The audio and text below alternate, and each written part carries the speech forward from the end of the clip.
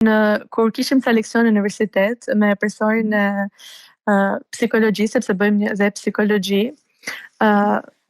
po na dha një shembull në fakt, dhe tha që do merrni një letër edhe ta shkruani stresin dhe anktin, depresionin që përjetoni ju, stresin në përgjithësi. Edhe do merrni atë letër, sa dhe fute në xhep. Pasi bëm orët e leksionit në fund, sa e kujtua të letrën që kishit aty, disa thënë që po, disa e prekëm një moment, ndërsa unë e kisha harruar që e kisha aty, dhe në momentin që ai e kujtoi, e kuptova që e kam aty akoma. Edhe tha, pikërisht kjo është marrëdhënia që keni ju me stresin, me shqetësimet dhe vështirësitë që ndjeni zakonisht, me ato mendimet shqetësuese që keni. Edhe është shumë e vërtetë, sepse është e tillë edhe marrëdhënia që shqetësimi që ju sapo shprehet gjithë çfarë